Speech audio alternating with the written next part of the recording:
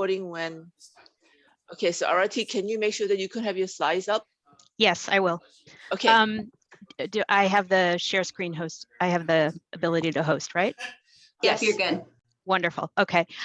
So hi, everyone. Again, my name is Arathi. Thank you so much, Susan, for that amazing introduction. What Susan doesn't tell you is that I have been admiring her from afar since I started in 2008 working as a domestic violence lawyer in California.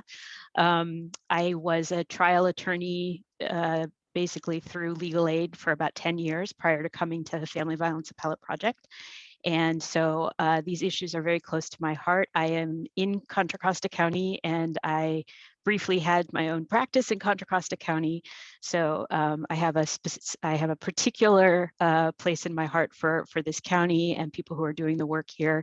So I am very happy anytime I can to support the work that's being done here. Okay, so let me pull up some slides. In terms of questions, chat, things like that, I am going to be asking some questions. And so feel free to put your information in the chat, or if you want to unmute or maybe raise your hand and then we can unmute and have you talk. Feel free to put on your screen or not put on your screen if you know, whatever you're comfortable with. But yes, we're definitely open to questions. And Susan, if I could ask you to kind of keep an eye on that and just sort of, you know, because I think you'll know for sure when the questions make sense. So, okay, let's get started. And you will get a copy of this and some handouts after the training. So don't feel like you have to write everything on the slides down. All right, so let me share here. Okay, so I'm gonna also, I've just figured out how to turn off this toolbar thing, so you don't have to see it every time. I realized for a long time that people were seeing a gray box on the top of my slides, and I didn't understand what that was, and it's because that toolbar was there. So, okay, so hello?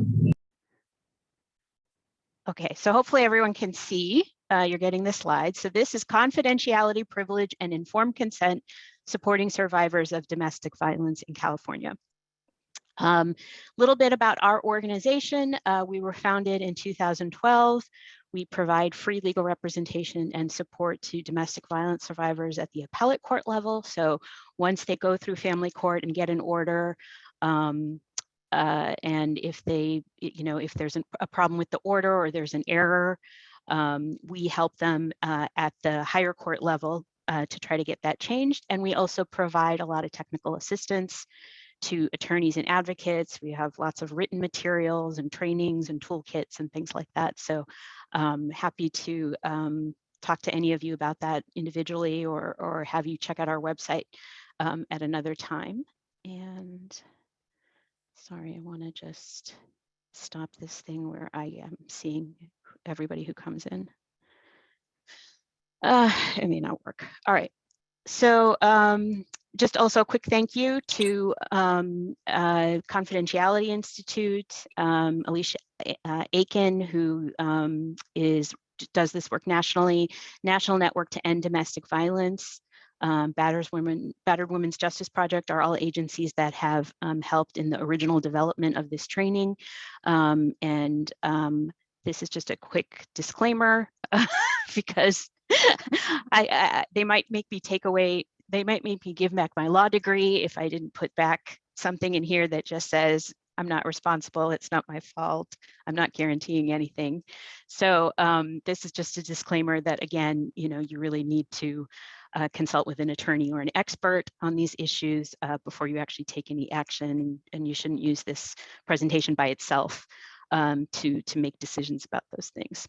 And these are some additional resources, some other agencies that have great materials, especially National Network to End Domestic Violence.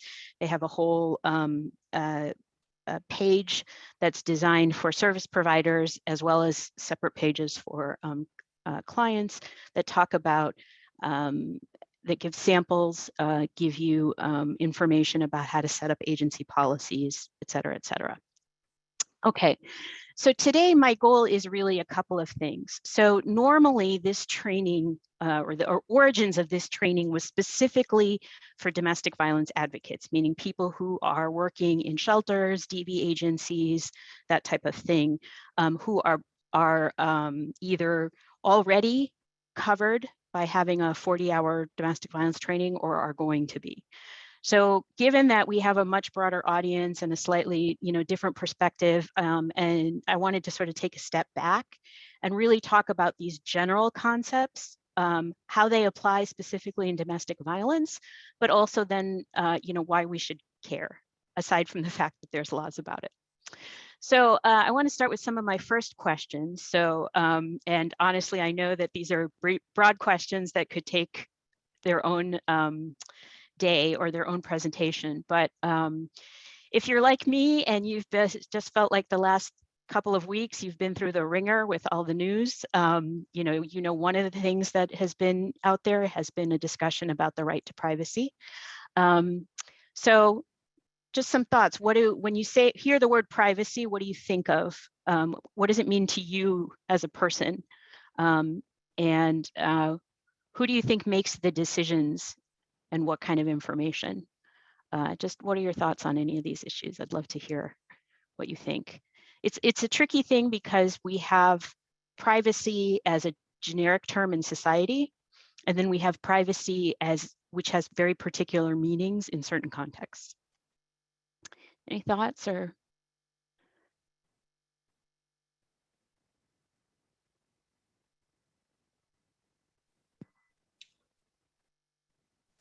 So I think people are being a little shy since this is the first, Yeah, I know, set of sorry. questions.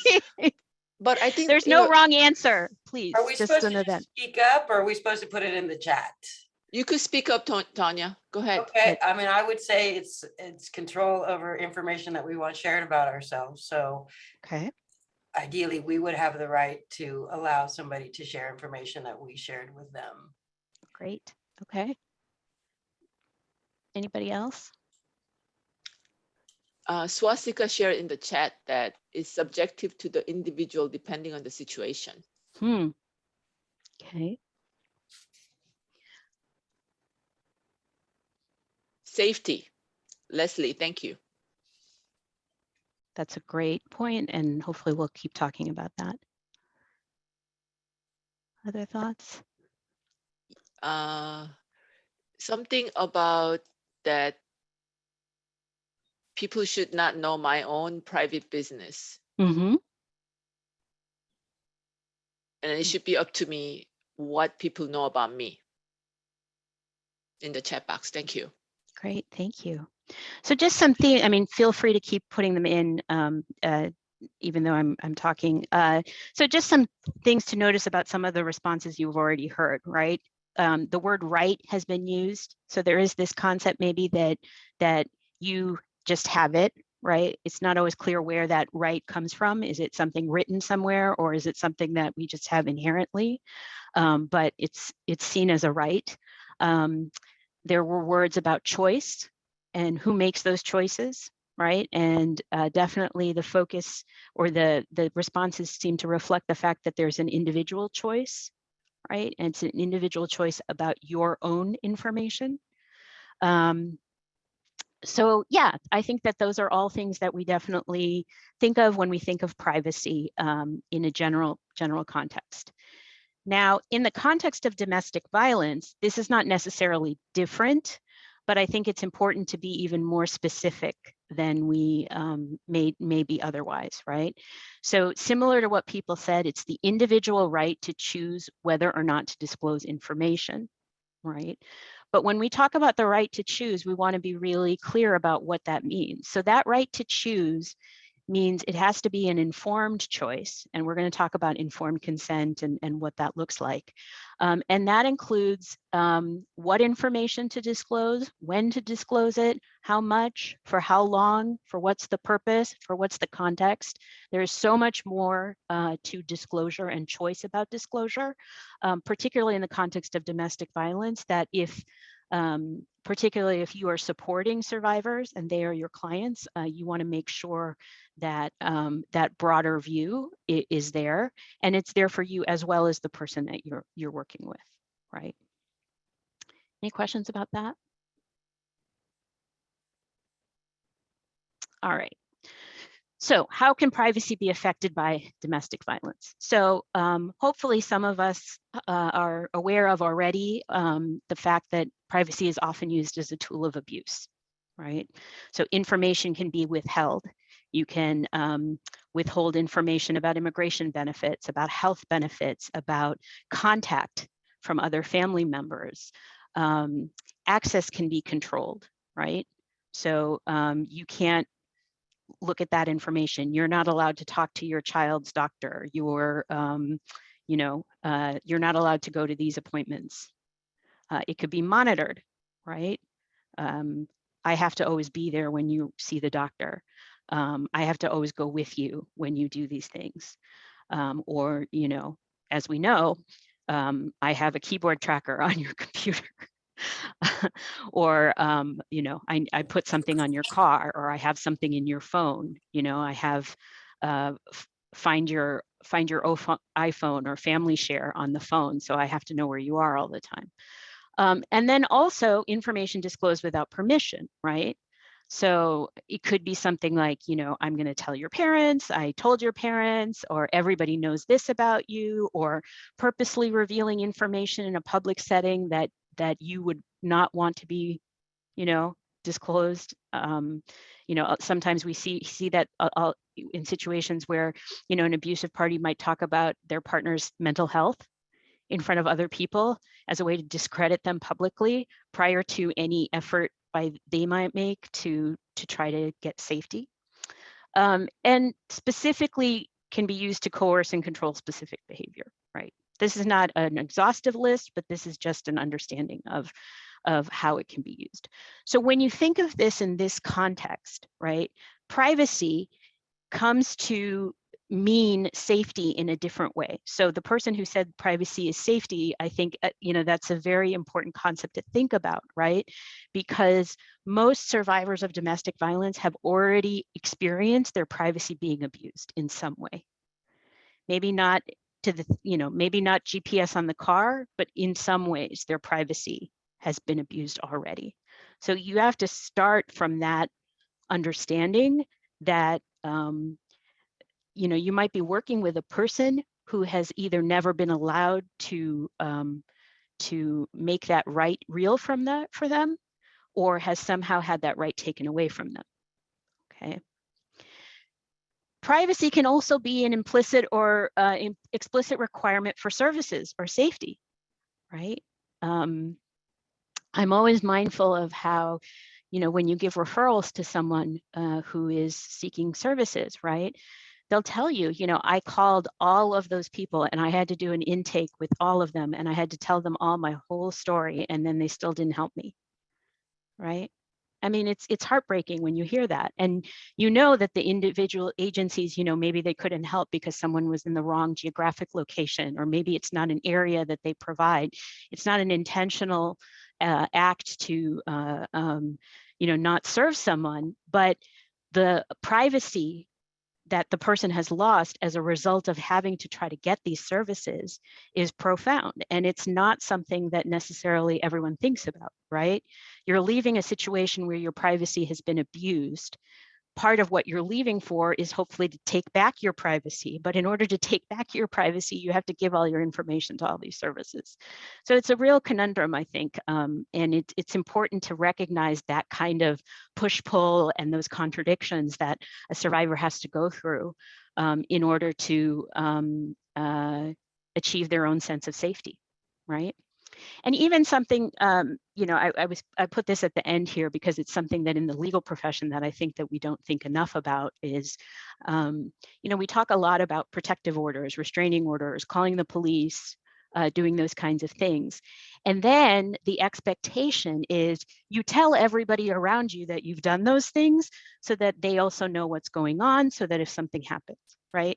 If you, if you get a restraining order and the abusive party is supposed to be prevented from going to the children's school or your work or your house of worship or something like that, the expectation on the survivor is for them to go and give a copy of this restraining order to all these different places, right?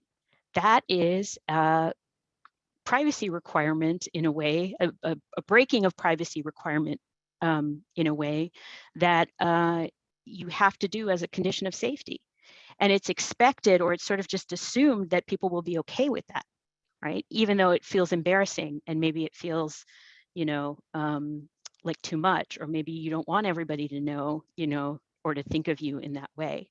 We also, more recently, as you may know, we have laws that now are in place that make it that certain agencies are going to have policies in place so that if they know that there's a restraining order, they know that they're not allowed to give out certain pieces of information. You may have heard of this already, but it was unfortunately, like a lot of laws in our state, it's something tragic happens and then we decide, oh, maybe we need a law to do this. But it was a situation where someone had a restraining order and information about their location was given to the abusive party, and the abusive party was able to use that information to commit homicide. And this was a medical place. So that kind of understanding of, like, to get services or to get safety, I have to put myself out there, and even that may make me less safe, is something that survivors know. We're not protecting them from that. So it's really important to understand not only the context from which a survivor might be coming, but the context in which they might be operating to get services and seek safety, which is an ongoing privacy issue, right? Any questions about that? Any comments? Arati, this is Susan. I think these are really important considerations I really hadn't thought of. And we have, case managers and social workers in our meeting right now. And, probably a lot of us haven't really thought about how much information our clients are sharing and what privacy really means. So I really appreciate, framing this conversation this way. And I think someone mentioned in the chat that this is really about self-determination as well as safety. And I think you're going to probably talk a little bit more about informed consent. But Yes. I think it's really important for us to remember that all of the information that our clients are sharing really is theirs, and we need to think about their privacy. So I appreciate this. Oh, thank you. Yeah, no problem. And we will be getting to that actually even earlier. So we're going to now talk about confidentiality, right? So what is confidentiality? Confidentiality is our responsibility, and I use that word very purposefully. It's our responsibility to protect someone else's choices about the disclosure of their information. So in a nutshell, it's our responsibility to protect our client's privacy or someone else's privacy, right? So if you think about what we just talked about, there's this realm of private information, right? Information that a survivor wants to keep private. And within that, there's information that they may have shared with you, and you have a responsibility to keep that information confidential, right? So this can sometimes visually, this is a bit helpful, right? The realm of private information that a person has is much bigger than the information that will be shared with you. But once it's shared with you, you have a responsibility to keep it confidential if you are particularly working in service provisions for domestic violence, as well as in, depending on your profession, in certain other ways as well. Okay, so why does it matter? What's the ultimate purpose, you think, of confidentiality protections, and who are the protections intended to serve and help? We throw confidentiality around a lot, I think, just like privacy. But what's the point?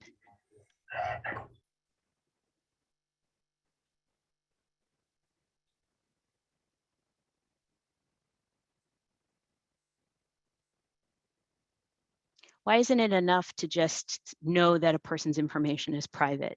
Why do we need confidentiality policies? Why do people need to know about confidentiality?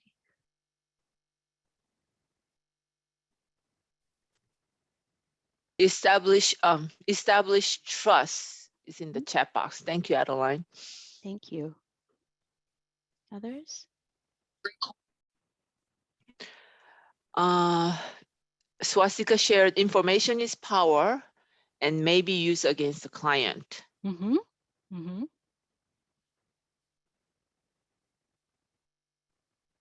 Anything else?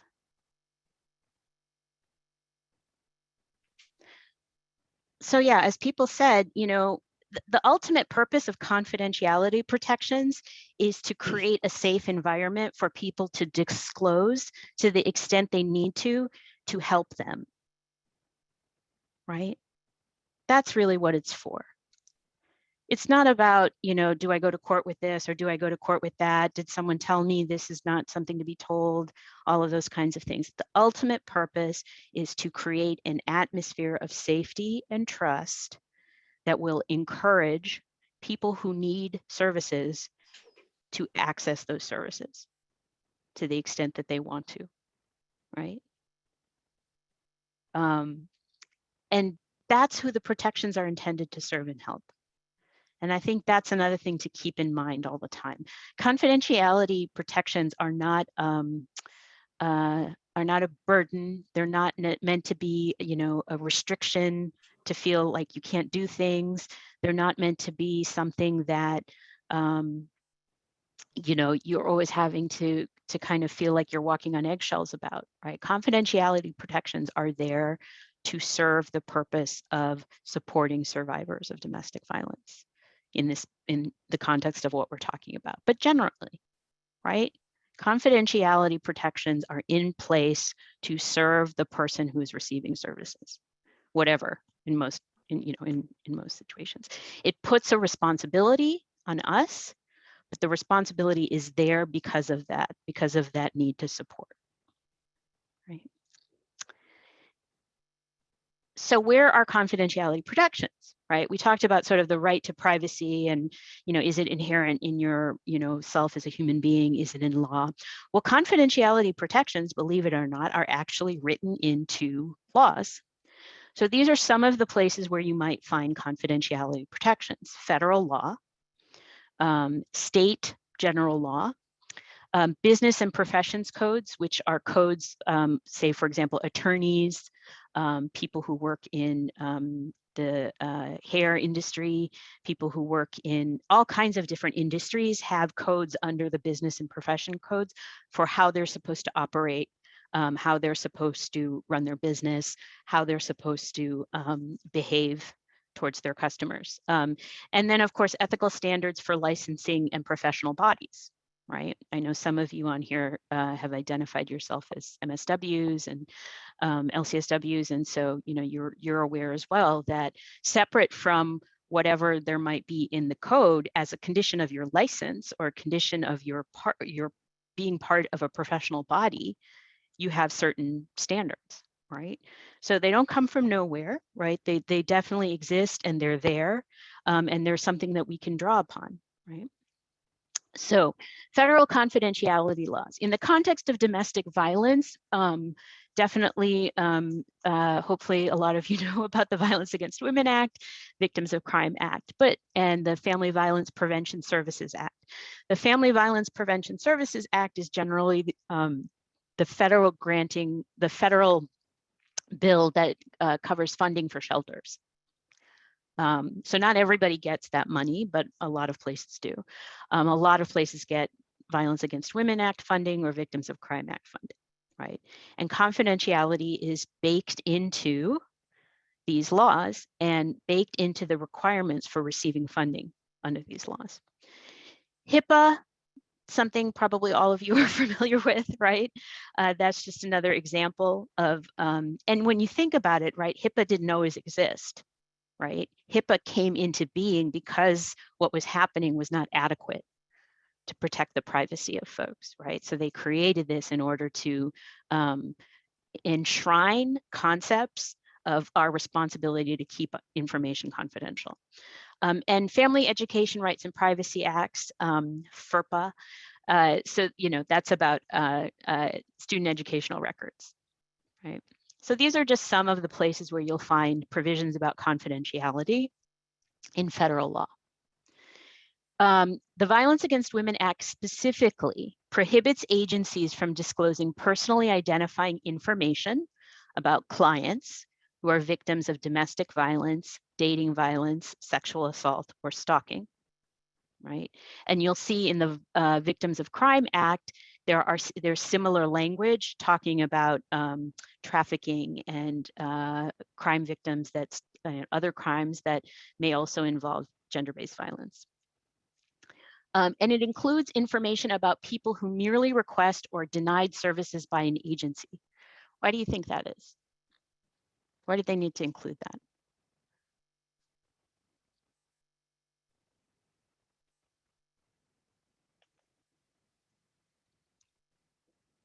Maybe that's too obvious a question. I don't know, but what do you think?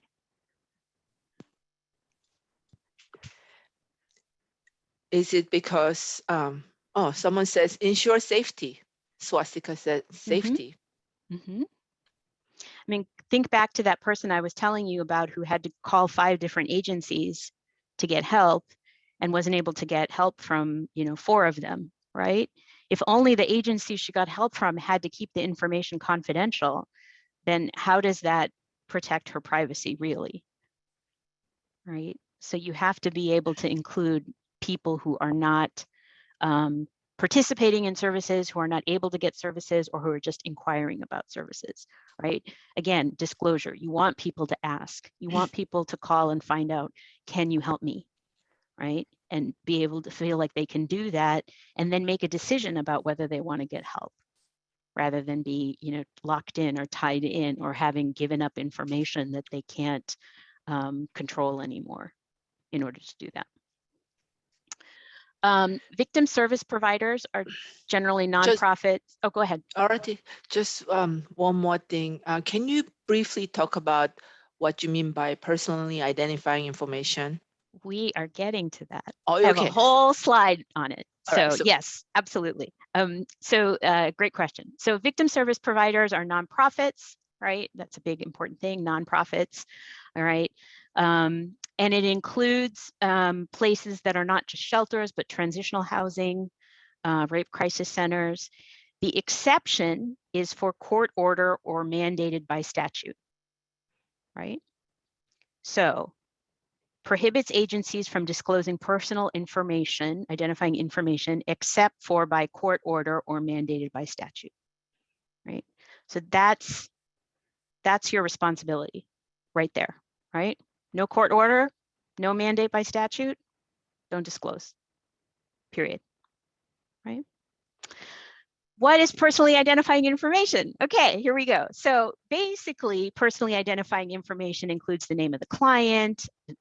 It can include the name of the children, home address, email address, phone number, social security number. Apparently the year is okay for date of birth, but that's sort of the general focus of personally identifying information. But really in the context of our work and in the context of the purpose of the law, it's really any information that would enable a person to identify who that client is, right? If I have a client with 7 children and yeah, that's what I wanted to say. Hello? no, we got it. We Okay. muted. If I have a client who has 7 children and I happen to work in Alameda County, right? Maybe there's a way that someone would figure out who that is. Or, I happen to have a client that uses a Burmese interpreter, right? How big is that community? Where is that community, right? Where are interpreters in that thing? What are the chances that that person could know through a friend of a friend of a friend, who that might be or could figure it out? If you've ever done work with survivors already, or if you've done work in situations where you do have a responsibility to keep information confidential, what's happened when you've run into somebody? Have you ever run into somebody that you've worked with in a public place or somewhere outside the context of work? Maybe it's someone you're treating, maybe it's someone you've treated, maybe it's someone you're working with. Has anybody had that experience, and what have you done?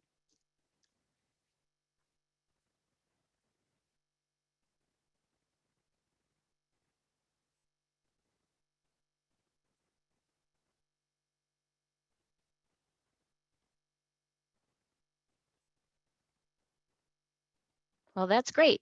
Apparently, I take BART and my clients take BART a lot. So I have these situations quite often, or at So least I used to. Okay, someone answered. yeah, someone answered, pretended I don't know them until they acknowledge me for their safety. Yeah. Yeah. I did too. I've run into clients in a grocery store, and I just kind of redirected to, I'll contact you on Monday, or but not have, I didn't have that conversation there because it was in the grocery store line. So just redirecting. Well, I mean, even further than that, I used to tell my clients up front, if I see you in public, I'm not going to acknowledge you. Because if someone sees me with you, they could infer that you are a victim of domestic violence or that I'm providing you services. If you Google my name, you'll see all kinds of stuff that relates to domestic violence, right? So just by talking to me in public, someone could inadvertently or somehow, somehow there could be a way that they could, draw from that information that I'm providing them services as a survivor of domestic violence. So I don't leave it to chance, right? We talk about it up front. And that's part of information that may not seem personally identifying, but could enable a person to identify a client, right? California laws. So California, we have the Domestic Violence Shelter-Based Program Act. That's the law where most shelters get their funding from. We have a civil code section, business and profession code, which I mentioned, and confidentiality of medical information.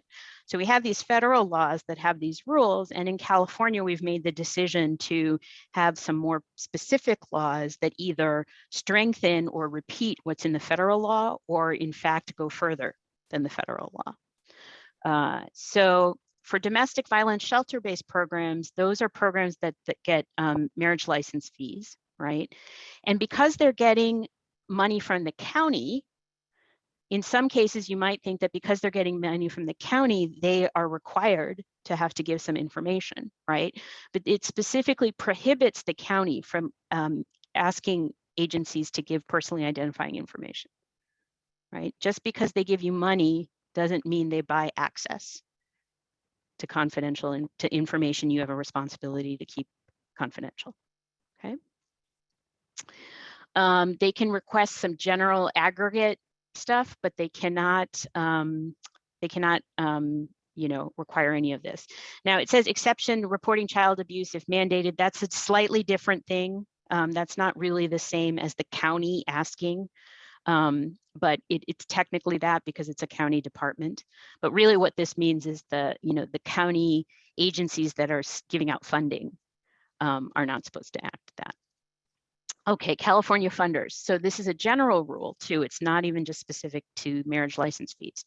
But in awarding grants or providing financial support, it's unlawful for a person or entity to require that a victim service provider provide personally identifying information because it's basically, as part of the grant application, right? So basically the counties, the state, public agencies are not supposed to use the fact that they either want to give you money or are considering giving you money as an opportunity to have you disclose information that you have a responsibility to keep confidential, right?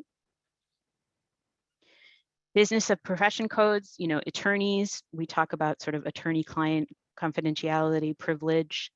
In California, it's very strong. It's even stronger than a lot of other states, right? So for example, an attorney may, but is not required to reveal information necessary to prevent a criminal act, right?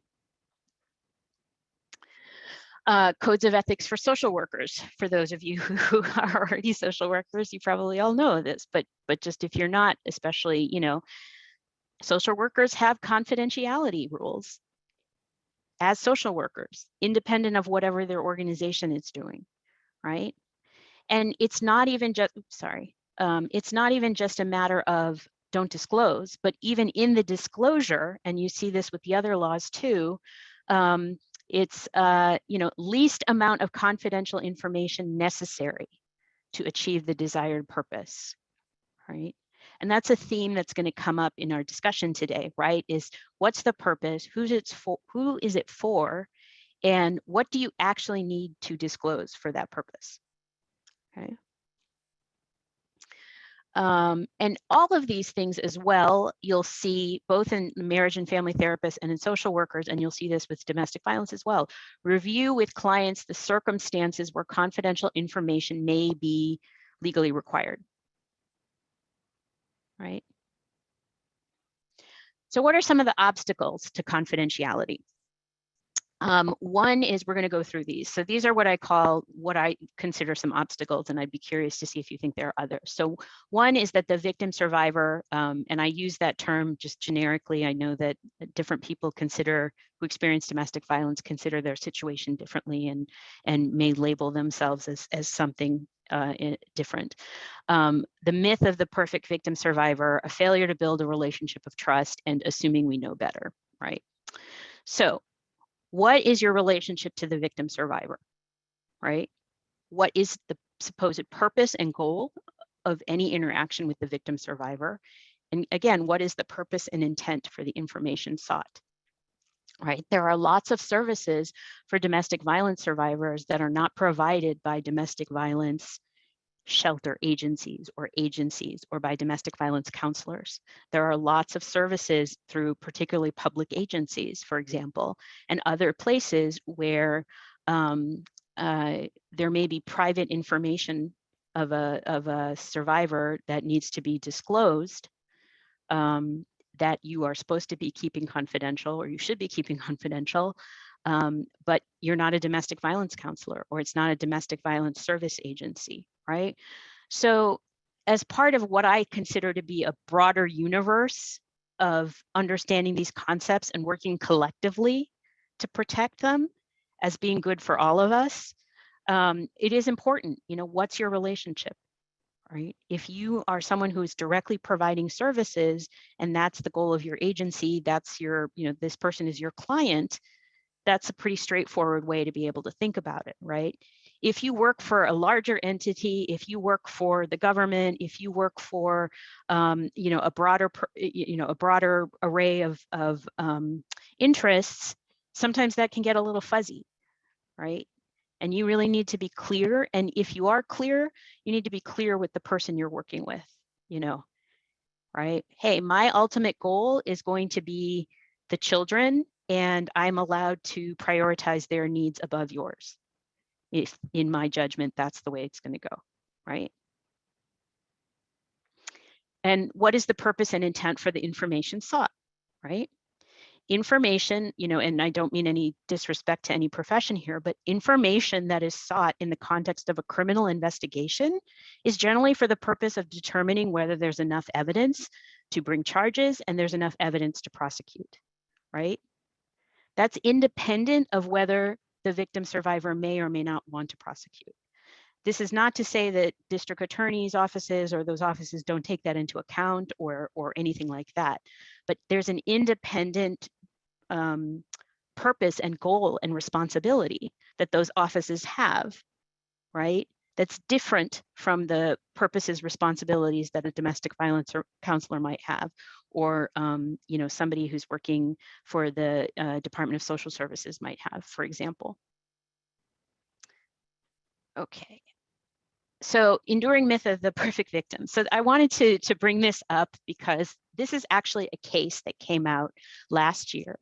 And I just wish I could, I wish I could find a way for every single judge and juror and legal person to sort of absorb this by osmosis. Because this is a case, it's a dependency case, which means it's a case where Child Protective Services took away this woman's child, right? And in the appeal, they basically said the child shouldn't have been taken away, right? And in saying that, what they talked about is that there's a trend of what looks like mothers in particular in this particular case, but parents being punished as victims of domestic violence. Indeed, it seems as if once a woman is battered, she will be forever faced with losing her children, and that is not the legal test, right? So when you talk about privacy, disclosure, and those kinds of things, survivors understand that it's not static. It's not like, oh, I tell you this one time and it may never come back to bite me later, right? Because depending on the context, it has been used against them later, right? There are Child Protective Services cases where, if a survivor has not obtained a restraining order from family court, even though they have no control over whether the court actually issues one, that's held against them, right? So it's not always a simple matter of, I give this information, I'm going to get help, and everything's going to be great, right? There are consequences to seeking help, and there's consequences to taking services that survivors understand. People talk, people know in the community, people hear rumors, they get, there are people who scare each other. People get scared by other people in shelter, right? You get told, oh my God, I would never do that because, blah, blah, blah, right? So your clients or people you're working with are getting lots of information from other places.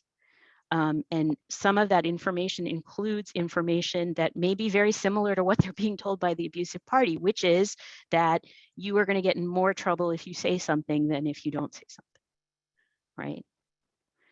But I love this particular part, right? Like when evaluating the complexity of domestic violence relationships, not every case will be the same. Unlike drug or alcohol addiction, there are no Alcoholics Anonymous meeting cards, coins, or clean tests to measure success of a victim of domestic violence, right?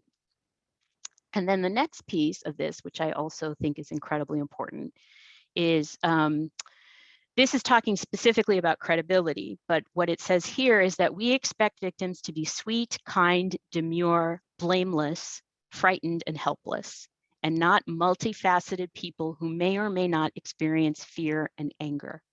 And we bring those preconceptions into the courtroom when we are talking about assessing the veracity of a person's story. And I would argue that this actually applies across the board, right? Even the most well-intentioned folks get stuck in this cycle, right? There's always the difficult client, right? The difficult client who doesn't just take services and who doesn't just accept everything you tell them and who doesn't just immediately trust you, or who, makes a different choice from what you think is right, right? Or the client who has come to you after already doing things that may make them, look bad or may have hurt their situation, right? And maybe you have a little more distance with that person, or maybe you don't feel like you can protect them or have as much responsibility to protect them because they've already made choices for themselves that you think were mistakes, right? So not only is it important to understand that that gets in the way of our own ability to provide services, but we know this is what survivors are experiencing in other places too, right? So part of our responsibility in keeping confidentiality is understanding the places where, because of these perceptions, they're not going to get as much protection, or there may be bias, or there may be other situations in which it's going to be more difficult, right? It's not that simple to just send somebody to go sign up for CalWORKs, or send somebody to go get their driver's license, or send somebody to do this or that, right? There has to be a conversation, because for survivors of domestic violence, they have to carry around a lot of this baggage with them, right? Any questions or thoughts about that?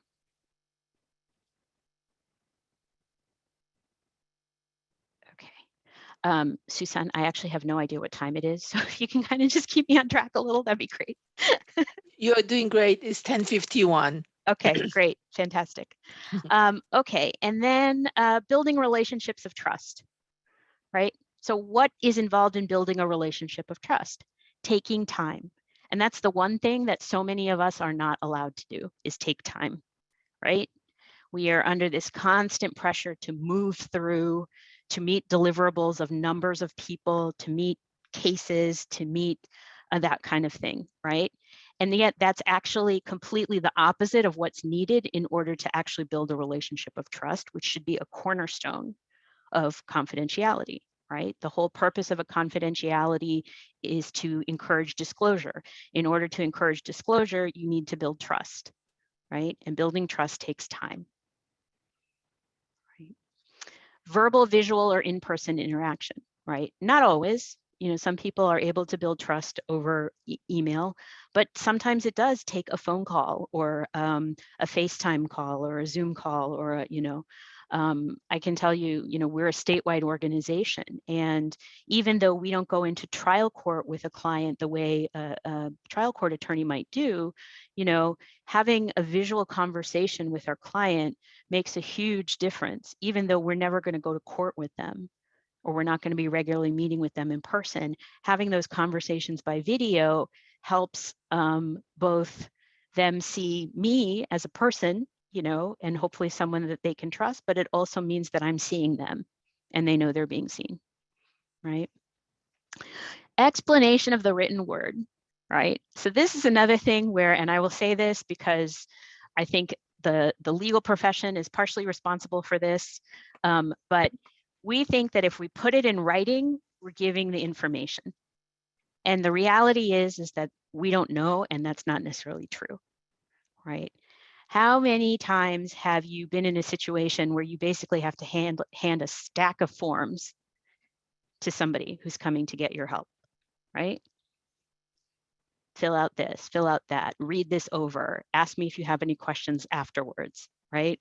Sit there in the waiting room and read this long thing and then ask me if you've had any questions. Anybody who's been to a doctor's office or a dentist's office or any kind of thing like that has to know what that's like, right? You get that huge long thing that's in like 8-point font, single spaced, and it's not even on a regular size piece of paper, and you have to keep like going through and all this sort of stuff. And then, usually by about a third of the way through, you're just like, I don't care, I want to give up, right?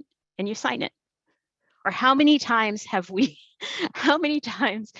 been asked in the course of using your computer, to accept a new user agreement, right?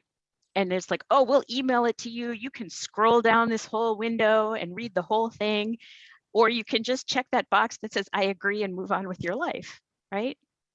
So we know that in our own lives. So why do we expect it to be different for someone who is a survivor of domestic violence or a client we're serving, right? Why do we assume that because we're giving them a form or because we're giving them a piece of paper that says, this is what I'm going to do for you and this is what I'm not going to do for you, that is what that's going to be enough, right? And again, that goes back to taking time, but it's another way in which we sort of try to take shortcuts a little bit. There's nothing wrong with putting things in writing. That's very helpful for some people. There's lots of different adult learning styles, lots of different ways adults absorb information. And you want to have those options, right? Some people need to be given something and then come back later, right? And that's where repetition is also important, right? You might be working for someone for 6 months, 9 months, maybe you're working with them for a year. Did they remember the forms that you gave them at the beginning when you first worked with them? Do they remember what exactly the information is that they can tell you that'll be protected? Not necessarily, right? So repetition, talking it through, leaving space and time, right? To come back, to review, to refresh. Those are all part of building relationships of trust, okay?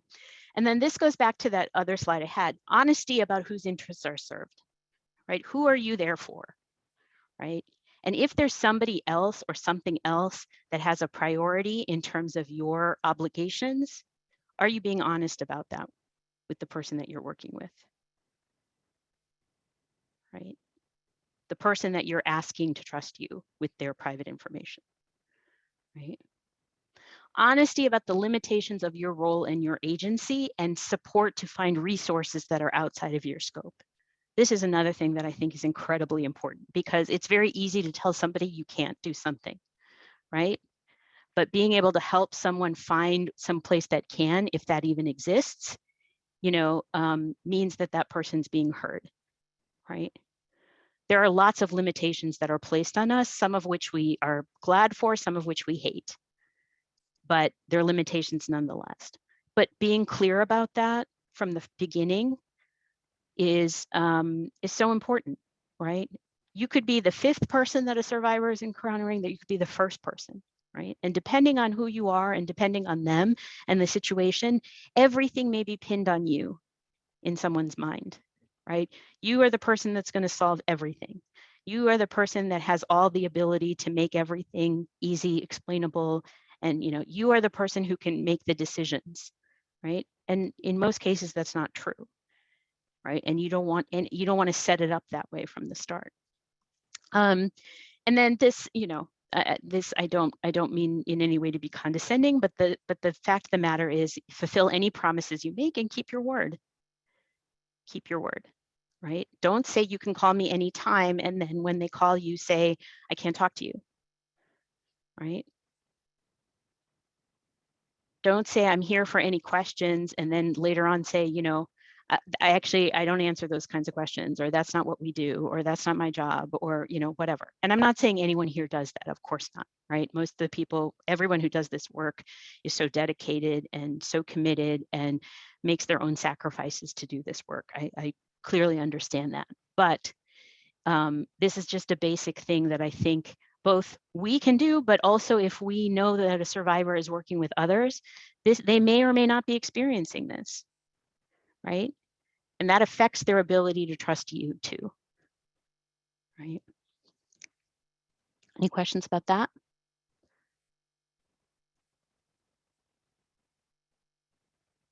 Okay. And then the last is who knows their best interest? And this gets back to what someone was talking about, self-determination, right? So when we talk about agency, right, what do we mean by agency and why is that important?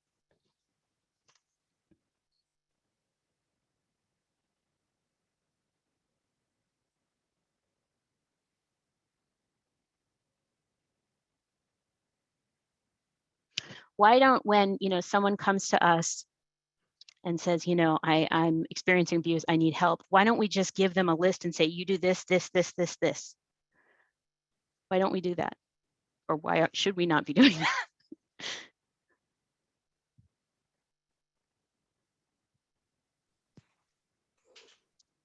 Because they're already overwhelmed with what's going on in their life or their problems. I mean, just kind of letting them know what they need to do is just adding to their pressure, you know, whatever.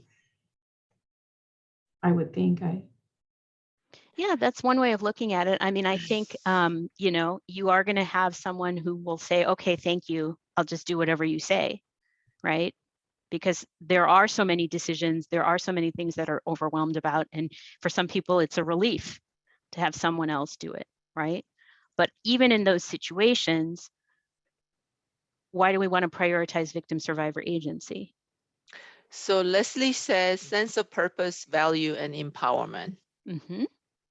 Mm-hmm. Because it's their lives, their decisions, their choices, and their privacy. Right. Right. And that's why, the reason why I say that is because, again, you know, it may seem like that's obvious for someone who works for a domestic violence agency and providing services, but it's still important, even if that's not the agency that you're in, or is that's not the direct work that you're doing, to think about that concept, right?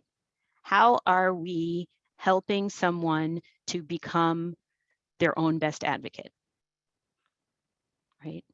To make their own decisions, right? And again, going back to some of what the ways we talked about in which privacy is abused, what's a really common thing that people say when they, you know, are describing what happens in their abusive relationships? They're told that they don't know what they're talking about. They're told that they don't know anything. They're told that they're stupid, they're crazy, no one's going to believe them, you know, all kinds of things, right? So survivors don't necessarily come to the situation knowing if they should be trusting their own decisions, right? And you don't want to be in a position of reinforcing any ideas that their decision-making skills cannot be trusted. And also, you want to be a part of anything that's going to reinforce helping them to make the decisions that they want, right? Because eventually, you know, that's what's going to have to happen, right? It's the whole like teach a person to fish type thing, right? Eventually, you want that person to fish, right? Because they know best. They know what they want to eat. They know where they want to go. They know how they do it, all of that sort of stuff. We don't know any of that, right? So giving them a fish doesn't really do too much except for in that immediate moment, right? Deciding for them what they're going to eat is not a long-term strategy. Okay, maybe I overdid it with that metaphor a little bit. But okay, and then, you know, we use these words very lightly, right? Sometimes survivor-centered, trauma-informed, right? So let's talk about that a little bit, right? If you are an agency that is supposed to be doing a public good, right? Doesn't that mean you should be trauma-informed and survivor-centered, right? Even if your exact work is not, I'm helping this particular individual who's experienced abuse, you know, your larger work is something else, or, you know, you're looking more at family relationships, you're looking at the person who's been abusive, you're working with the whole family. Doesn't it still need to be trauma-informed, right? And survivor-centered?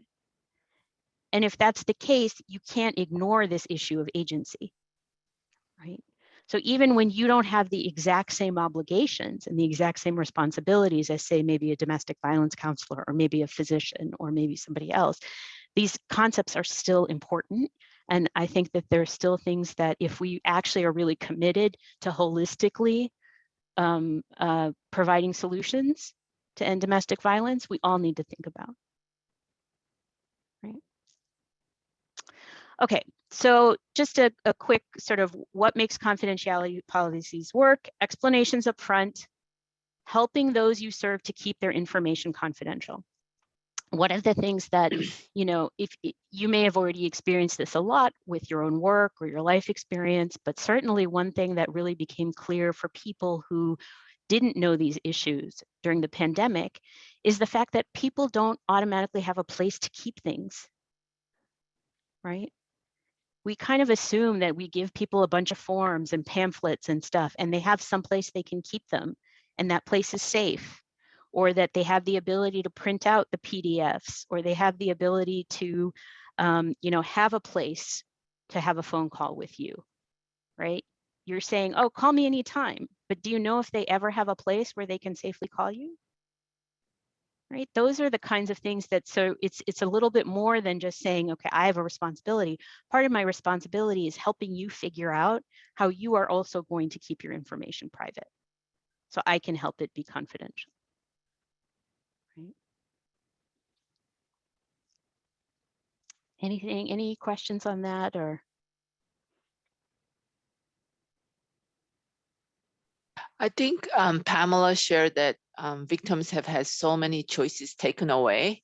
Mm-hmm. So we want to respect their choices. So I thought that was something very poignant that, you know, Absolutely. should be stated.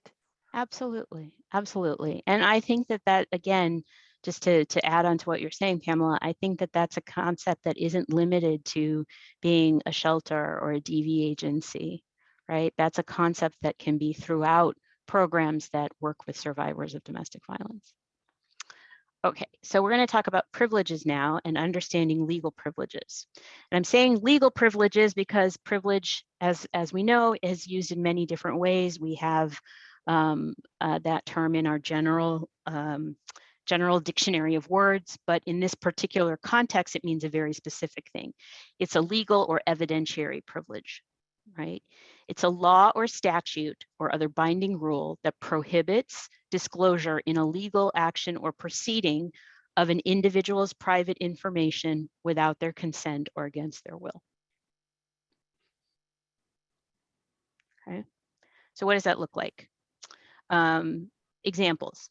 So state law creates legal privileges that protect client information, right? So there's no domestic violence, there's no innate domestic violence counselor victim privilege. There's no sort of like commonly understood domestic violence counselor privilege. It has to be created by law. and California is a state that's chosen to create one, right? That doesn't mean that you still don't have responsibilities to keep information confidential. As we talked about, we have this federal law, et cetera, right? But when it comes to this specific issue of privilege, right, which means prohibiting disclosure of private information in a legal proceeding, that has to be created by something, right? And in this case, that's created by the state of California in these laws, right? So we have domestic violence counselor privilege.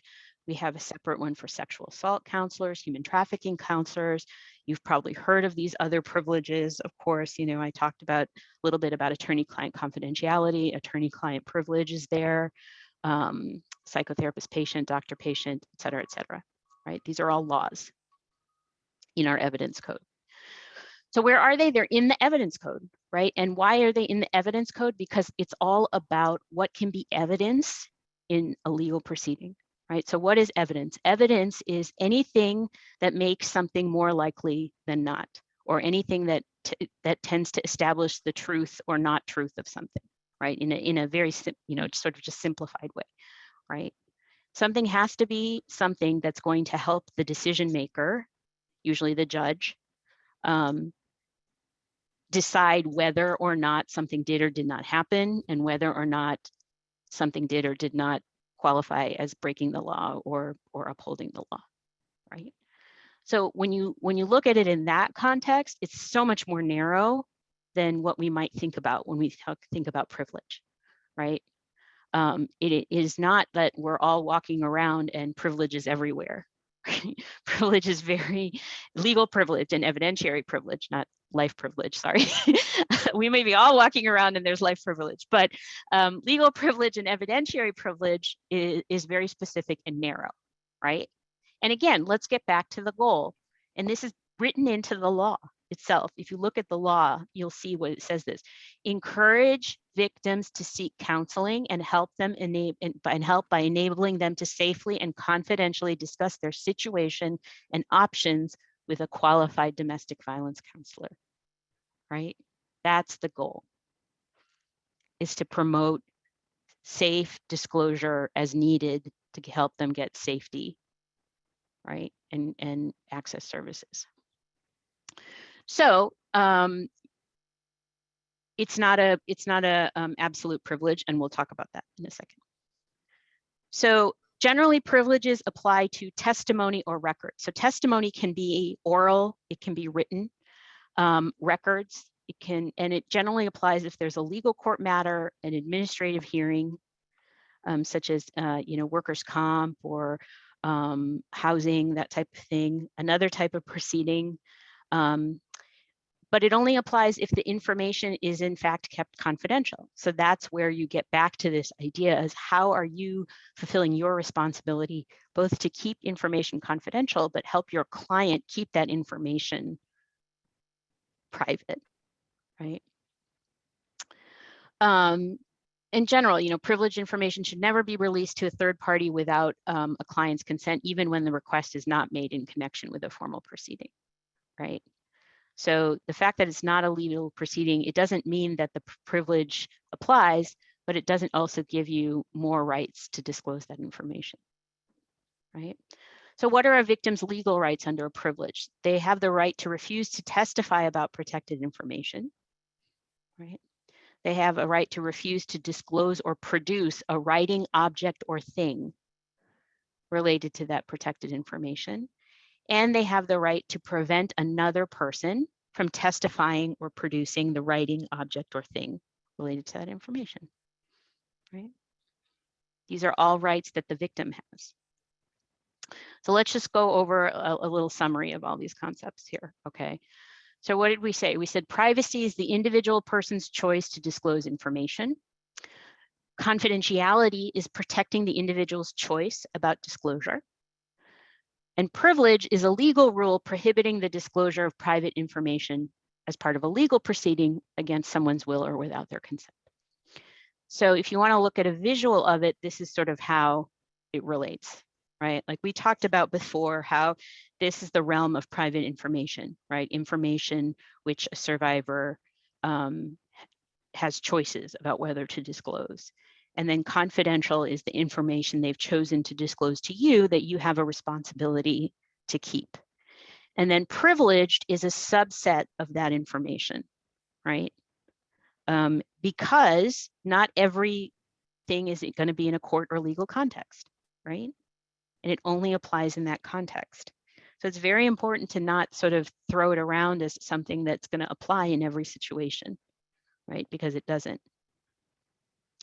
And absolute privilege is something I'll just talk about later, but this is a privilege that doesn't have exceptions, and domestic violence counselor privilege does have exceptions. Okay. So the difference between confidentiality and privilege, okay? So legal privileges protect information that's confidential, but all confidential information is not privileged, right? So you have the circle of confidential information is bigger than the circle of information that's privileged, because it has to be used in a legal context, right? So it has to be used in a legal context. Otherwise, it's not, the privilege does not have a use. It's not, there's no purpose for it, right? Because again, it's about evidence, right? And what do you need evidence for? You need evidence generally in a legal proceeding. So for example, a domestic violence counselor, difference between privileged and confidential. When you get a subpoena or a court order demanding disclosure of confidential information, right? There you can assert the privilege because it's a legal proceeding. And so information that a court or, requesting information in and of itself, you can assert that privilege, okay?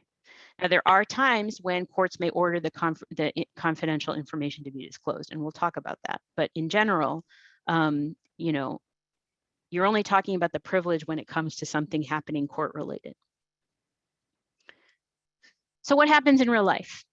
Yes, it's great that California has these privileges in our law, but most challenges to client privacy occur in daily life where privileges in the courts are not involved. And often in these situations, you have circumstances where there may be some initial involvement of the court, and then there's no court involvement for a while, and then the court stuff comes up again, right? None of these things necessarily move very fast, right? So that's why it's even more important that on a daily basis, in daily life, in your general practices, that we not only have practices for us as agencies and individuals, but we have proactive efforts to help survivors protect their privilege and confidentiality. Sorry, there's a missing word there. Try your best to keep things simple, right? And keeping it simple means just don't disclose, right? Don't disclose unless you actually have a court order or are mandated by statute. Someone have a question, or do you want to? There was a question earlier, if you have any tips for helping your clients keep their documents confidential. Yeah, that's a tough one, right? It's not so much that there's, I think, tips in advance, so much as you need to have the conversation, right? Like what's going to get in the way, and not assume, right? It could be that the client needs to keep what does the client actually need to take with them, right? What do they actually need to have in their possession, right? And where would they be able to put that? If there's not anywhere to put that, is there someplace else that can be stored, either someone else or with you or that kind of thing? But it's like safety planning, which we all know is a process and ongoing and kind of changes over time. It's something you walk through, right? Like, where is the place where you're living right now where you would put these documents? If you put them there, do you think that they would be safe? Would anybody else have access to them, right?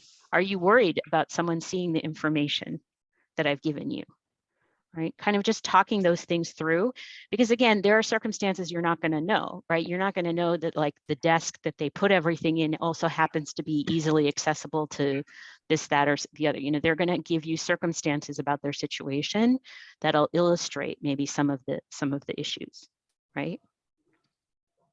I don't know if that's helpful, but Yeah, Okay. so one more thing, actually, Yeah. we have a really good question from Rosemary in the chat box, but Great. before we go there, so RT, maybe we could just kind of illustrate with an example, like the differences among privacy, confidentiality, and privilege.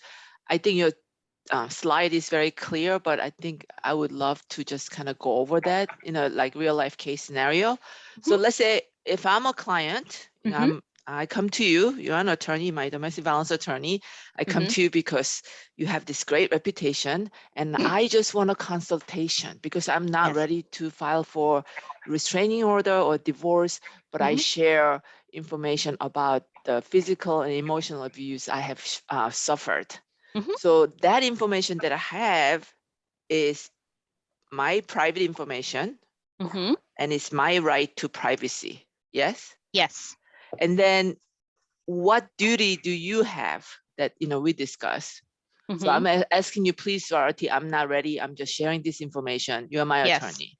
So you have Sorry, the I'm listening. My battery's running low for so some reason. you would have Okay. the duty of confidentiality. And you Yes. mentioned also responsibility that you have as an attorney. Yes. Yes. But yes. in your case, because you are an attorney, you have this additional legal duty under the Business and Professions Code and other Yes. ethical rules. But let's say Yes. I'm talking to my social worker, Yes. or let's say I'm talking to my sister or my friend, let's say one of you, right? I'm the victim. I'm just not ready to do anything, but I'm sharing this Right. information with you. Yes.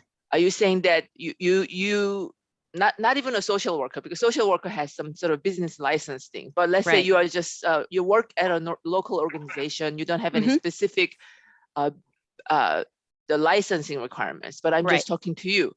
Right. Do you still have the duty of confidentiality? It depends. So first of all, it depends on if you are an agency that's qualified under the Violence Against Women Act or Victim of Crime Act, that type of thing, right? So even if you're not a lawyer, even if you don't have, you know, domestic violence counselor, even if you are, you know, not sort of necessarily involved in getting direct information, right? If you work for an agency that's receiving money through the Violence Against Women Act, through the Victims of Crime Act, through any of these other things, you have a responsibility of confidentiality, right? Okay, And it's a so federal responsibility, right? So that's why I think it's important not to, when I talk about keep it simple, right? Again, the issue, you know, normally it's just when in doubt, don't, or, you know, there's no reason you should have to unless it's XYZ situation, right? Yeah, so another example might be, let's take this. Okay, so let's say, for example, you know, I'm someone who's experienced domestic violence. I told my sister, right, you know, this happened, you know, my wife hit me, and I pushed her back, but she hit me, and now I want to get help, right? So you go, you know, I go to a domestic violence service provider, I go to an agency, right? And I say, you know, I'm not sure what I want to do, but I have this situation. My wife hit me. I need some help. I need to get out of there. What can you do, right? And the agency gets this information, and then they say, sorry, we can't help you because, you know, we don't provide services to people who live in that zip code, right? Or sorry, we can't help you because we can't verify your income, whatever that is, right? Then this person goes to another agency, right? And says, hey, you know, I'm in this situation. My wife hit me. I need to get out of there. I need to be safe, right? And in the process of sharing that information, they say, well, this last time what happened is my wife hit me and I pushed back, but she hit me and hurt me first, right? And I just did that to defend myself. So in that situation, first of all, right, the sister has no responsibility other than just like a moral, ethical, I love my sister kind of thing to keep that information confidential. If the court issues an order, or if there's a well, let's forget about the court order. Let's say if there's a court-ordered subpoena, right, or a subpoena that comes for the sister that says you have to come and testify, she will not be able to say, oh, you know, I'm protected by confidentiality, or I'm protected by domestic violence counsel privilege. None. Okay. Now, that same court or that same, you know, agency, maybe it's not a court, you know, maybe it's Child Protective Services or something like that. They go to the first agency and they say, you know, we know that so-and-so went to you first during this month, and then they didn't go and get help for another 3 months. So we know that they were trying to get help at that point, and then they didn't do anything. So we need you to tell us, you know, we need you to give us the information, right? When did they come see you? What did they ask for? Why did they leave? That type of thing, right?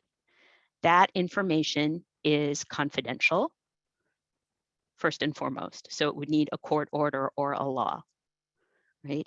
If the person that that I as the survivor talked to was also a domestic violence counselor, meaning had gone through the 40-hour training and qualified under that, there would be an even further protection, because they would have domestic violence counselor privilege. Okay. And then you get to the third place, right? Where the third person I told, right? And that it should hopefully be clear that that information is confidential and privileged, right? I told it to, let's say I told it to a domestic violence agency. I did talk to a domestic violence counselor. I told it to a domestic violence agency, it's confidential. I told it to a domestic violence counselor, it's privileged, right? Now, the tricky part is, does the fact that I told my sister this information mean that the agency that I also told the information has to say the same thing, right? And the reason why that's the case, and this is when it comes down to like helping to keep information confidential, right? It only applies to information that is in fact kept confidential and private, right? So if someone goes around and tells everybody that they know what happened and then tells you, that information is not private. That information has not been kept private. That information has not been only shared with you in the context of a confidential relationship, right? So by itself, that piece of information may no longer be something that you can keep quiet about if a court orders it. Doesn't mean you have to affirmatively disclose it. Doesn't mean you have to say anything about it. But if asked and it comes in the form of a court order, in most cases, then you have to think about that, right? I don't know. Does that help? Does that sort of? Okay. All right. What time is it? It's 11:24. Okay. And how much time do we have? 30 minutes? Yep. Okay. All right. So let's go back here. All right. So domestic violence counselor privilege. I'm actually not going to spend tons of time on this particular thing. There's a lot of aspects about it. And, you know, we could do a whole separate training on it, and it doesn't apply to everybody on this call too. So I don't want to take up too much time with that. But as we mentioned before, when we talked about legal privilege, we talked about, you know, this is an evidentiary privilege. This is about what information is given to a court to help them make a decision, what information someone's allowed to use to help a court make their decision, and who qualifies to be able to say, you know what, I can't give you that information because it's protected under privilege, right? Who holds the privilege? Generally, I mean, it should be clear based on what I talked about being the victim's rights, the victim's legal rights. It's the victim that holds the privilege, right? Holding the privilege means that you have the choice about the information. Claiming the privilege means you have to tell somebody that the information is covered, and so you can't do anything about it, right? Either you say, it's my information, it's covered, I'm not going to tell you, or you have to say, this information is covered, I can't tell you unless this person consents, or you have a court order, or it's, that type of thing, right? How long does it last? It basically lasts until the survivor has passed on, right?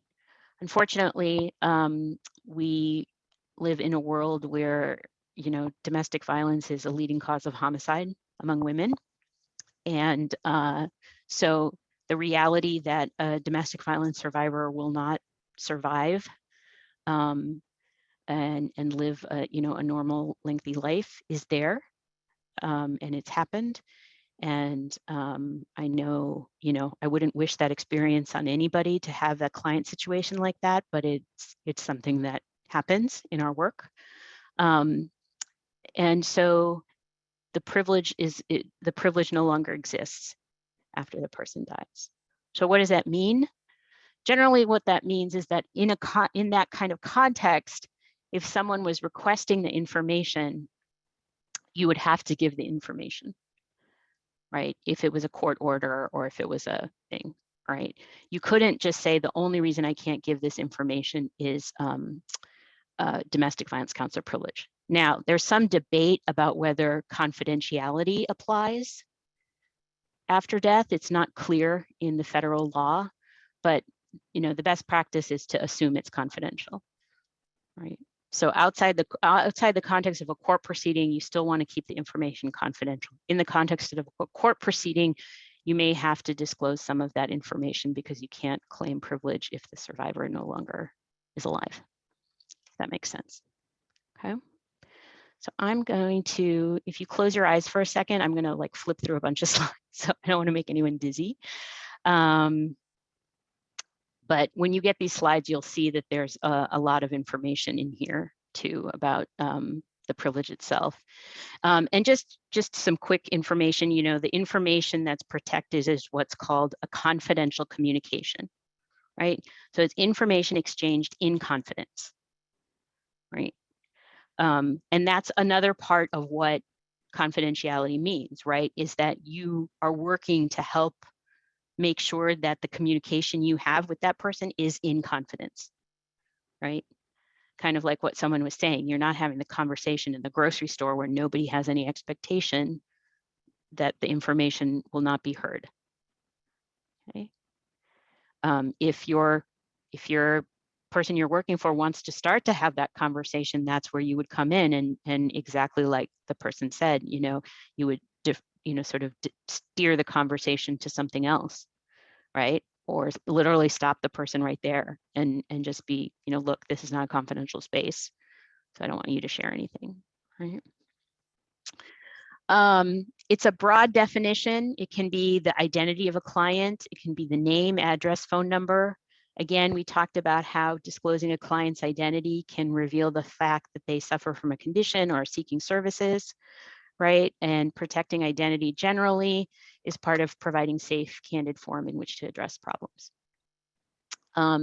So what makes a communication confidential? A communication that's made in a manner which, so far as the victim is aware, again, it's about what the victim's aware of, discloses the information to no unnecessary third parties. So there's a lot of jargon in there, right? So let's try to unpack that a little bit. But what this tells you is that, again, not every communication between you and your client, if you're working with a client, will automatically be confidential if you don't take precautions. Right? You still have to take precautions, and your client still has to take precautions, and you have to work together to do that. Okay, necessary third parties. So sometimes, even in a situation where a third party is there, that party can be considered a necessary third party, and so the privilege still applies, right? Because normally, if you just have a third party there, it won't be privileged because, again, you're not making the communication in confidence. You're making the communication knowing that there's this third person there, right, who doesn't need to be there. So you don't have an expectation. You're not intentionally keeping information private. You're disclosing information that's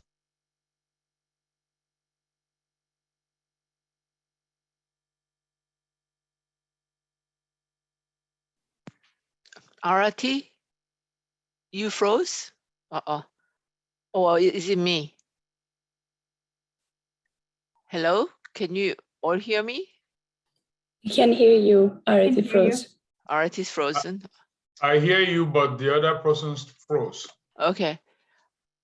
Can hear you.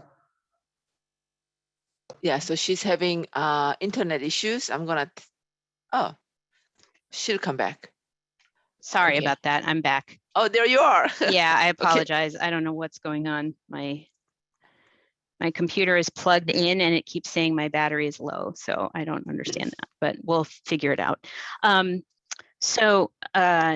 Yeah, so necessary third parties. Okay, so what's a necessary third party? The third party's presence furthers the interest of the victim in the consultation. Disclosure is reasonably necessary to transmit information between the victim or counselor, or disclosure to a third party is reasonably necessary to accomplish the purpose for which the counselor is consulted. So let's talk about some examples, okay? Let's take this example. Disclosure to the third party is reasonably necessary to transmit information between victim or counselor. What might be an example of that? An interpreter. Sorry. Yes, exactly, right? Interpreter, right? You can't say, oh, because you need an interpreter, you automatically give up your confidentiality and your privilege, right? You automatically give up your privilege, right? That wouldn't be right. That wouldn't serve the purpose of the goal of getting victims to disclose, right? So that's one option. RT, you're not sharing screen. Did you want to share your slides? Oh yeah, hold on a second. Let me see where. Thank you, sorry about that. Thanks, sorry for all the tech difficulties on my side. So yeah, examples is a ASL or non-oral English language interpreter, oral non-English language interpreter, right? A caretaker or support person for a domestic violence victim who has a disability. A victim needs a third party's emotional support in order to get the help from the domestic violence counselor. Staff or volunteers who are not domestic violence counselors, but are working under their supervision and assisting, right? So if there is a third party there, you want to be clear about why that person was there. So let's go back, let's unpack this a little bit here. So caretakers and support people, that should hopefully seem pretty self-explanatory, you know, somewhat in the way of someone who needs an interpreter, right? If someone needs that person to be able to communicate with you, to meet you, to engage in your services and get your help, then that's perfectly allowed. This victim needs a third party's emotional support is a little trickier, right? I think we've probably, if we've worked with clients, we've probably all had that situation that's like, you know, can my sister come in? She knows everything already. And, you know, I really feel better if she's there, or I can't remember everything all the time. And so my sister will be there and she can tell you some of the stuff I forgot, right? We get that a lot, right? It's completely understandable, right? It's unrealistic to think that someone is going to keep everything from everybody the entire time when they try to seek help, right? People need to be able to lean on other people in their life who support them. You know, so many domestic violence survivors have no one, right? Or no family support. So if they have a friend or if they have someone who originally can help them, they'll use that. The key with that situation though, is whether that's ongoing or not, okay? You really have to be able to document that that person is necessary every time you're having that conversation, right? So it can't be, oh, Tuesday I had this meeting and the friend was there, and then, or my sister was there, and then Thursday I had another meeting and the sister was not there, right? Possibly, we've never had to sort of put this to the test, but possibly you could have a situation where maybe the first month or two that you're meeting with somebody, they need their sister there, right? And then after that, they no longer.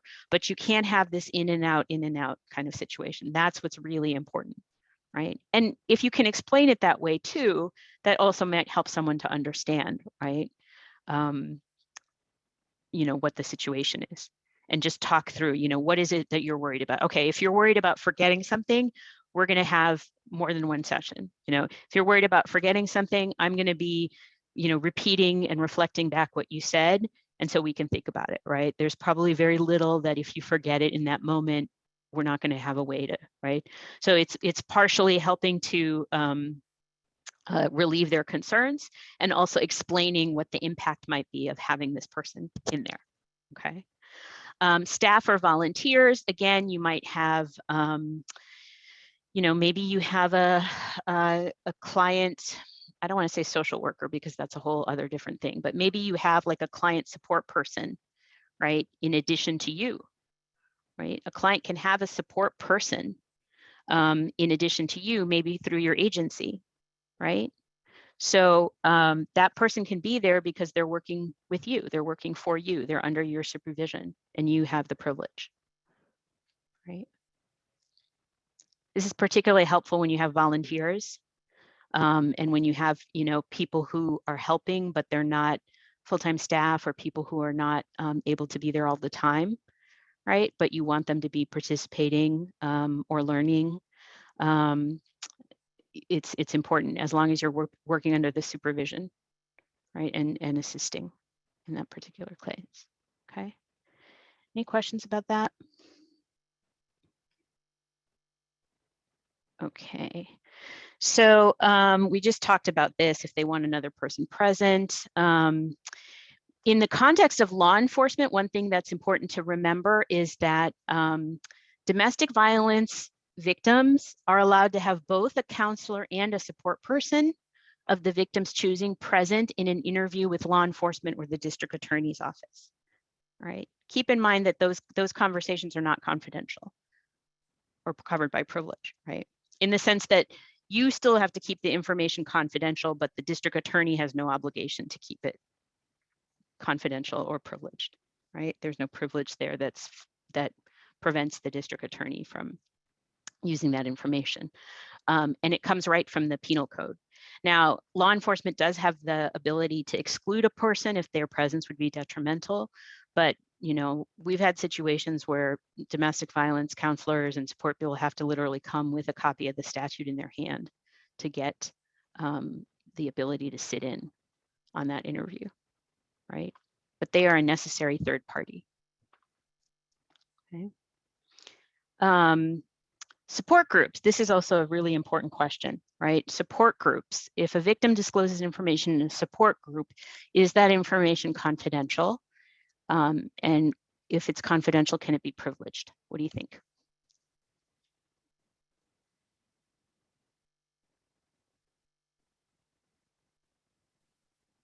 Well, I would argue that yes. We will always argue yes. The default argument is always yes, it's confidential and privileged. Yes, yes. But the reason why the answer is yes, okay, is that it's considered reasonably necessary to accomplish the purpose for which the victim consulted the domestic violence counselor, i.e. to obtain supportive services that help the victim recover from abuse, right? All right, we'll just skip over this. If you're not sure that someone's covered by these exceptions, you need to advise the client that information shared with a third party may not be protected, right? Or if you know that they will be, they will be, right? Even if a third party clearly falls within one of the exceptions, it's always best to have them sign something, knowing that the information being disclosed is confidential and privileged, and that that they should not disclose it to other third parties, right? Meaning have the third party sign that. Sorry, that's a little unclear. So Arati, there's a really good and important question in the chat about a situation where the parent comes with a minor who has experienced violence. Yes. Would you say the parent is a necessary party or not? That's kind of one general question. And then there's a specific question in the box saying, what would you do if the parent keeps interrupting? Would you kick the parent out? Yeah. I wish I could say I hadn't had that situation. Unfortunately, I have. But so a couple of things. There is actually a slide later that I will get to that's about teen victims, right? But in general, it's a tricky issue, right? Because when you're talking about a minor, right, generally their parent or legal guardian also has the right to waive the privilege. Now, of course, we have situations where the parent or legal guardian is the abusive party. Oh, you're frozen again. This is getting interesting and you're frozen. Hello?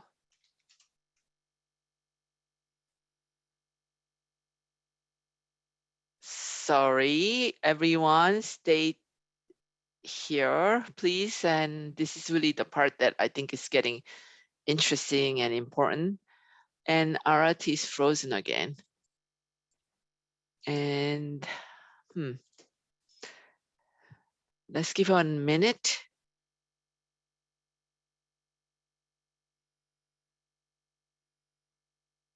Oh, there she's coming back. You see? Technology works. Hello, you're back. I have no idea what's going on. My computer is conspiring against me, so I apologize for that.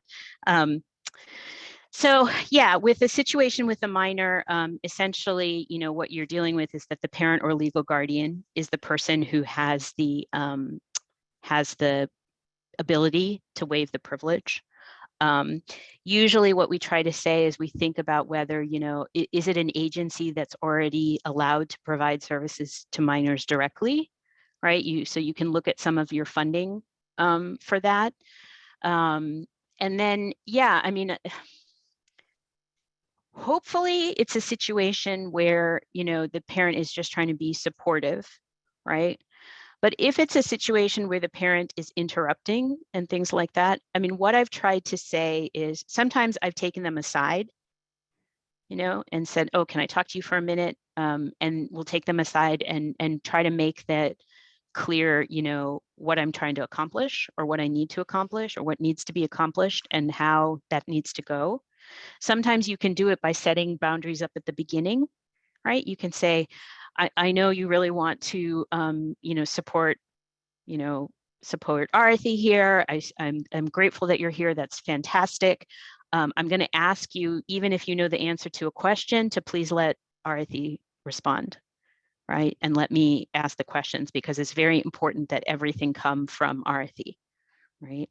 So you can kind of manage it in that way. Obviously, you don't always know if that's going to happen, but hopefully if it does happen, it's a one-off thing, right? Because either you've been able to, so my slides are now lost because I'm on my iPad, but I will send it to you. And there's not, I can talk through it basically what else I'm going to talk about. So in any case, so yeah, so that's would be my advice in a situation where you have a parent and a parent who's interrupting. But the parent would be a necessary third party in some cases, but they wouldn't be an unnecessary third party, right? Because they hold the privilege as well. Right. So that's going to be a tough situation. Again, a lot of these things might come down to argument, right? And that's why once something happens, unfortunately, the solution most of the time is to get a lawyer involved, right? So to figure out where are your lines, what can you argue, what can you do, knowing that your goal, hopefully your particular goal, is to not have to disclose, period, right?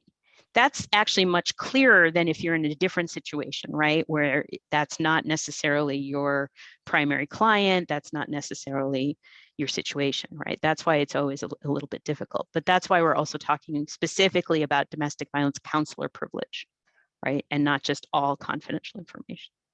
Okay. Any other questions? Okay. So as far as the rest of it goes, basically what I wanted to talk about is informed consent. And there's a couple of issues about informed consent that I think that are important to know. One is we really have to go back to thinking about what builds a relationship of trust with someone when we're talking about informed consent, right?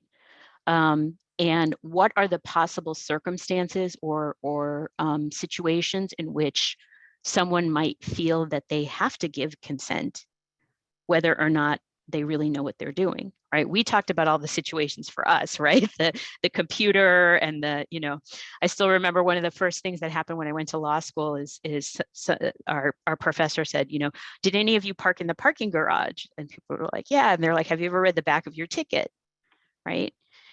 If you read the back of a ticket from a parking garage, you know that basically just by entering the parking garage, you've given up all your rights to sue them for pretty much anything, right? Like somebody could go and yeah. So if you read the back, right, it's like this parking here does not create any liability for us for anything, right? But nobody sits there and pulls the ticket and reads it and then says, okay, I'm not going to park there, right? They just go. And that's what most of life is like in some situations. But in particular, in a situation for a survivor who's having to go to maybe 3 or 4 different places, right, to get help, the understanding of, do they have a choice in this situation? Can they narrow their choices, or can they narrow the information that's being requested? May not always be clear, right? So even when you are doing your best to provide informed consent, helping a survivor understand what informed consent even looks like so that they can apply that in other situations is particularly important, I think, right? And so what do we talk about when we really talk about informed consent, right? So the best practice for informed consent is, first of all, that it's in writing, right? But again, we talked about how writing is not the solution for everything, right? So yes, you can have something in writing, but hopefully the writing is not where you start. You start with a conversation, or you start with the writing with the conversation, right? And you fill the writing together. Okay, or you fill the writing in, or you have the writing in such a way that they've had some time, right? One of the things that always frustrates me is when you see these settlement agreements, and it says, I've had the opportunity to consult with a lawyer and have had all my questions answered, right? And that's not always true, right? But you kind of get stuck signing that because it's more of a like cover ourselves, right? And that's sometimes how these issues have been looked at, right? It's more about like covering ourselves from liability or that type of thing. But really, again, getting back to the purpose is to get people to come to us for help, right? So informed consent writing, right?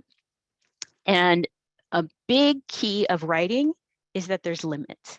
One of the big problems that happens, particularly with public agencies, but even with domestic violence agencies, is blanket waivers, right? Blanket waivers go against everything that we know about survivor autonomy, about protecting confidentiality, right?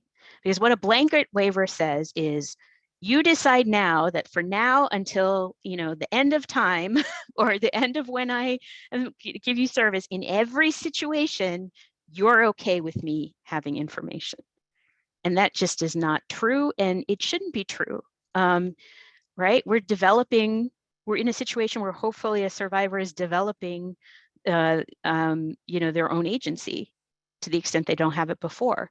So why would you make them do something right in the beginning that says, you know what, when it comes to this particular issue, you just, it's now or never, and that's it, right? So that's one big problem.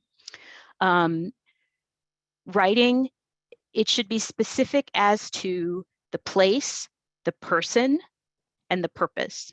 So it's not, I agree to disclose the fact that I agree to disclose the fact that I took a parenting class at a domestic violence agency to the Family Justice Center. You don't write informed consent like that. It's, I agree to have the information that I went to a parenting class at this shelter disclosed to Susan Kim, who is this person at the Family Justice Center. It is for exactly 1 week, and it is only for the purpose of making sure that there was a parenting class at the agency. It's not for any other purpose. I'm not intentionally or knowingly disclosing anything for any other purpose. It doesn't apply after a week, right? If the information is not disclosed during that week, you still have to get permission. If you disclose that information that week and you try to get it again, you're going to need a new informed consent, right? And this is also really helpful too, because you really think about then, again, what's the purpose? Most people don't always need all the information they ask for, right? They're sort of like, give me everything and then I'll figure out what I need. And for survivors, that's dangerous, right? So people need to be able to specifically say what they need the information for and why they need the information. And this becomes particularly important in the context of working with, say, another public agency, right? I've had situations before where, you know, I've worked with people who they say, you know what, this agency has called me and said that I have to tell them if this person is coming here for support groups. And when I tell them I can't, it's confidential, they'll say, well, you know, you're only hurting them. You know, you're only hurting them. I'm trying to help them and you're only hurting them, right? No, that's actually not true. You would be hurting the other person. You would be hurting your client, first of all, but also, you know, you don't need to be making those decisions, right? That's for your client to decide. Okay. So I think that's one way in which we get pressured in our work to make it seem as if we're all on the same side doing something, but we're not always on the same side doing something, right? And that's where we may have an extra responsibility to push back in ways that our client may not expect, but that's part of our responsibility for confidentiality, right? Yeah, so basically, again, we want to say, we want it to be in writing. You want it to be specific as to the person. You want it to be specific as to the context. You want it to be very specific as to what the information will be that will be disclosed. You know, you don't want to be saying a file, or, you know, you want to, maybe it's an attendance record, or maybe it's, you know, one meeting or something like that, right? You want to keep it as narrow as you possibly can. And you want to keep it time limited. Time limited is your best friend, right? Because that prevents exactly what we're talking about with these blanket waivers, right? And frankly, this is the other reason why it's important to use informed consent in this way, is that you are able to then have pushback when you do get a blanket waiver, right? So when you get a blanket waiver and you know that your client did not actually understand what it meant for that, or they didn't actually have informed consent, or et cetera, you have the ability then to push back at that time period and say, no, you know what? Unless I get informed consent from my client, I'm not giving you that information. I don't care what waiver you gave me. You know, your form, a lot of the forms you'll see from some places, you know, don't even include the basics about informed consent. So it's really important that we not take consent lightly, and that we really understand what it means to be informed. Informed also means, again, what are the consequences, right? And if you're not sure of the consequences, you need to say that, right? We can't always predict every situation in which something is going to be, right? But we need to be open about the fact that we may not necessarily know, or that we, you know, that there could be situations where it might come up again, and the fact that there was consent given in this particular situation may become an issue, right? So go ahead. We have 5 minutes left. Okay. So there's, I think, one question in the Yes. chat with Swastika's question. So Swastika, do you want to ask the question? Unmute yourself. Thank you so much for your informative presentation. And this is what thanks. we really need. My question is, I had a client who provided me like 12 or 13 pages of confidential information that was that happened, email conversation that happened between her and her attorneys and a bunch of other service providers who were helping, and she requested that information to be included in restraining order. As a service provider, am I And there is disclaimer in the email saying you are not allowed to use this information in any other circumstances. Am I allowed to use that information for filing a restraining order or any other, provide her any other service based on that information? Does CA law permits service agencies to use that? Well, I don't want to speak on any particular situation without knowing the I mean, I'd have to sort of read everything, but I can tell you a couple of things. So first of all, you would never be putting any, so, you know, just separate from the issue of what information, anything that goes in a restraining order should be something that the client wants to go in the restraining order, and you are taking their information and putting it down as they want it. If you are filling out a restraining order yourself for someone else, you are doing an unauthorized practice of law, right? So you don't want to be doing that. You know, you don't want to have a situation where a client's like, this is what happened, can you put this in a restraining order for me? That doesn't work, right? So the fact that they gave you information that they want you to know, and that information may be useful for a restraining order, is different from whether you have the right to use that information in a restraining order, because what's in the restraining order can only be what they want, right? And it's a public document, right? They may want to think about, do I want to talk about all of these things? Do I want to give this much detail? Of course not, right? You want to start with the basics, right? And then go from there, right? Second, the fact that there was some communication with an attorney can be problematic. That's also because the attorneys don't always do a good job of explaining this type of thing, but arguably you are also a necessary third party, right? Like if this attorney may, let's say, for example, like Susan said, you know, I went for a consult, but not representation. And they said, well, you know, I can't represent you, but you can go to this agency and they have a clinic and they're going to be able to help you fill out that restraining order, right? That's information. That's a necessary third party. That's an information that is necessary to get the services that they need from you, which is in this case, help to file a restraining order, right? So that information will still be protected in general, okay? But yeah, that's actually, it's, you know, it's a wonderful point because we have that happen all the time. Before we even have the first conversation, sometimes you get all this information and, you know, or sometimes clients don't know what do they need to share with you, right?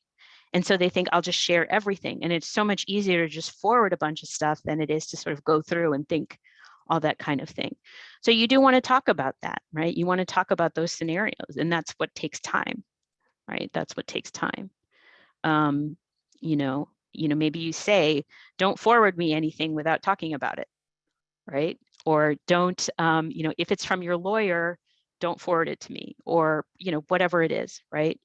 And just have that conversation first when you're talking about confidentiality and privilege, right? And say, you know, I know you want to share this with me. I know you may think that, you know, you need to give this to me. Maybe you're worried I won't believe you if you don't give me the exact language or something like that. But I'm asking you, for both of our sakes, don't forward it to me, right?